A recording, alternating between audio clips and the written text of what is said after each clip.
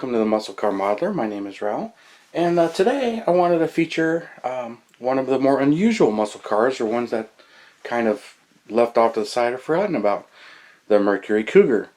This one is a 1968 AMT kit. It's a restoration that I had done, performed. This one was a built model kit, and I will share some photos of what I did before and what I had to do to get to this point. Don't think I have a whole lot of photos of this one, but did it basically, black on black, but I couldn't decide what color I wanted to go. But for Mercury, they came out with this car in 67. This is the 68, the second year version. But a couple of interesting things that Mercury did is it is based on the Mustang, but it is 3 inches longer. The wheelbase is 3 inches longer.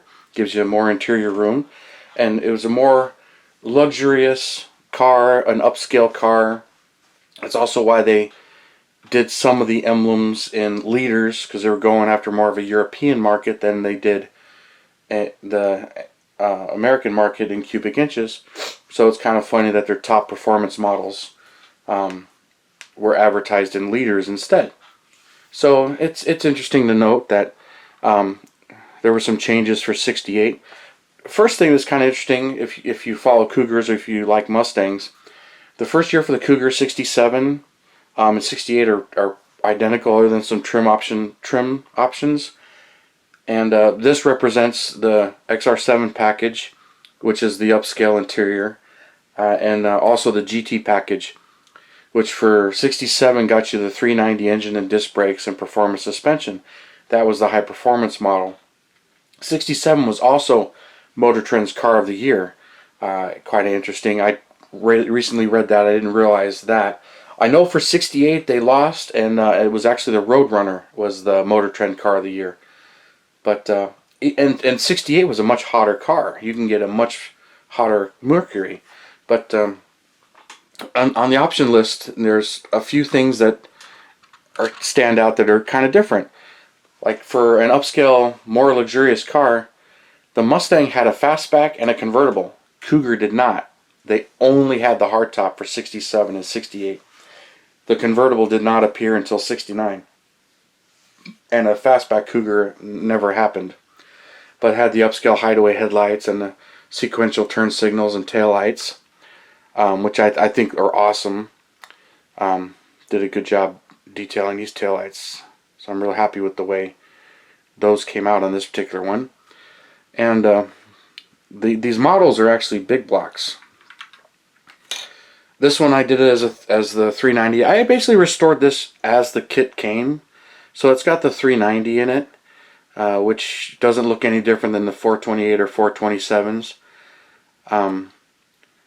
But I just restored this one and kept it kit accurate. Didn't add too much to it. I did modify it by adding these mirrors to it. These mirrors are actually from the AMT 67 Mustang GT.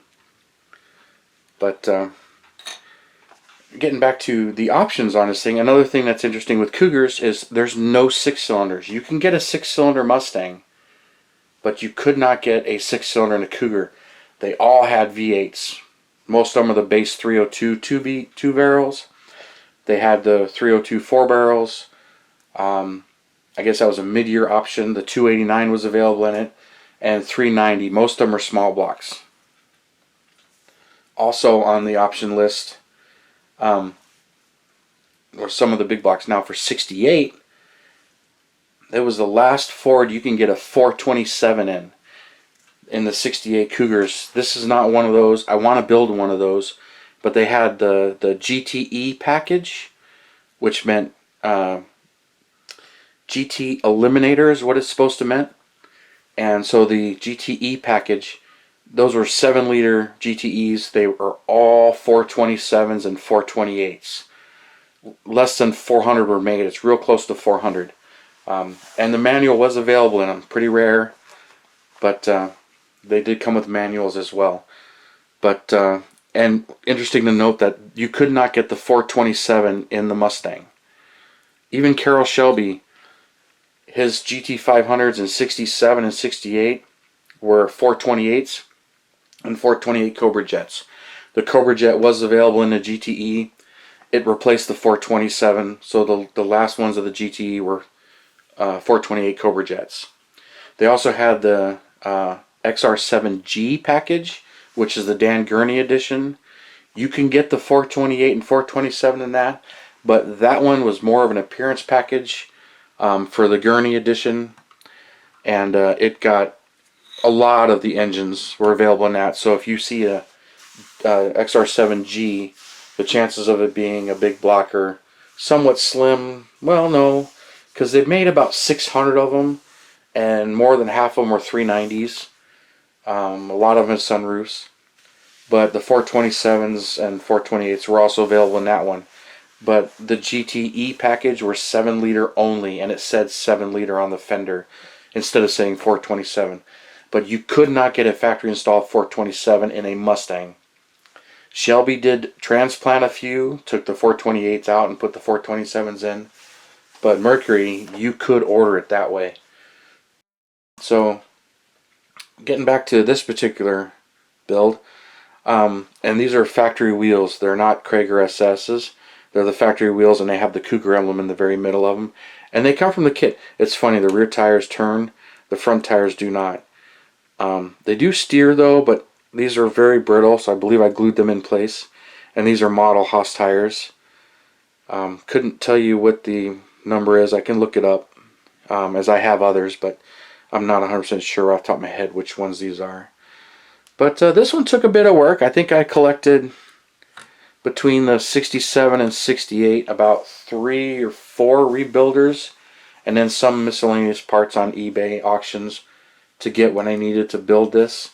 Some of the hardest parts were I found a lot of them with the custom engine parts, where this one is actually kit correct. I go back and forth on whether or not I want to put a more accurate 428 or 390 in it, because the engine compartment isn't all that correct. And then other times I like to restore them to exactly how they were issued in the kit, using all original kit parts or similar kit parts that are in another kit, like a later edition that just happens to share the same parts. So I go back and forth on that. But so a lot of my Johan kits, I've been saying Johan for so many years that doing these videos I learned that it's Johan. But anyway, this is an AMT, but a kit that's hard to find.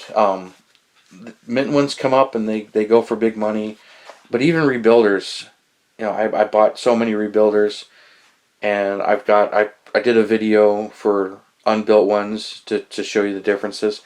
So they're getting kind of collectible, and I would love to see newer tool versions come out.